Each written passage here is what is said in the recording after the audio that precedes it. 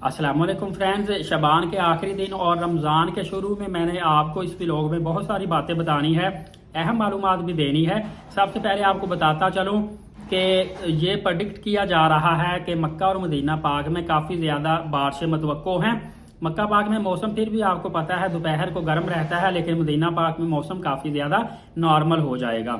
इसके अलावा पिछले सालों की निस्बत इस दफ़ा उम्रा ज़ायरीन का रश बहुत ज़्यादा बढ़ चुका है, लिहाजा आपने कोशिश करनी है कि एक दूसरे को धक्का ना दें और हर मुश्किल वक्त में सब्र आपने करना है, अल्लाह ताला आपको अजर देगा।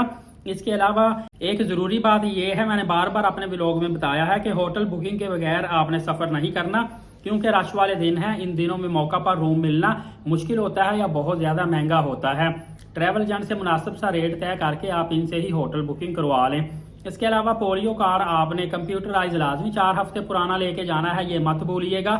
और रिटर्न टिकट और होटल बुकिंग भी आपकी कन्फर्म होनी चाहिए। रिटर्न टिकट आपका कन्फर्म चेक किया जाता है।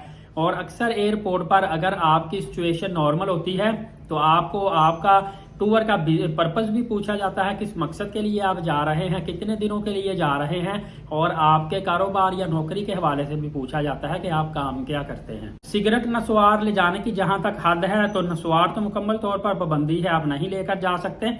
अलबत्ता सिगरेट जो कैप्टन सिगरेट ज्यादातर लोग सऊदी अरबिया में लेके जाते हैं, 2 से 3 डंडे उम्रा ज़ायरीन को अलाउ है।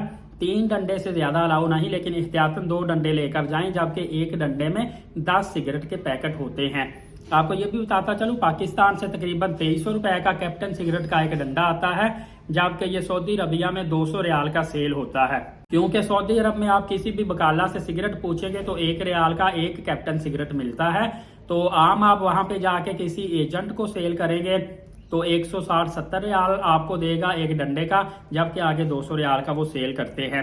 उम्रा पर जाने से पहले आपको एक और अहम चीज बताता चलूं कि लोगों को दावत पे बुलाना जरूरी नहीं होता, ये हमारी रस्म और रिवाज बन चुकी है।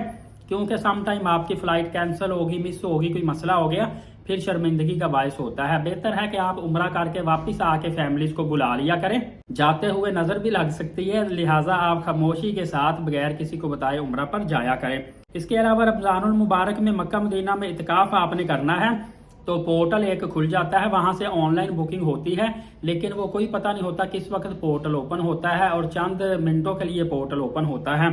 लिहाजा आपने मक्का मदीना पाक में जाकर ऑन द स्पॉट, वहां पे जगह जगह काउंटर लगे होते हैं, वहां से अपनी इत्काफ की बुकिंग करवानी है और उनसे आपने डिजिटल अपना इत्काफ कार्ड लाजमी लेना है, ताकि आप अपनी जगह छोड़कर वॉशरूम या वुजू खाना जाते हैं, वापसी आकर आप अपना डिजिटल इत्काफ कार्ड दिखाकर अपनी जगह पे वापस आकर बैठ सकें।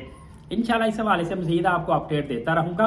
एलीट साकिब यूट्यूब चैनल को सब्सक्राइब करके बेल नोटिफिकेशन को ऑल कर लें। नमाज कायम करें, नबी पाक सल्लल्लाहु अलैहि वसल्लम पे कसरत से दुरूद पाक और कुरान मुकद्दस की तिलावत किया करें। इजाज़त है, बहुत शुक्रिया, जज़ाकल्लाह।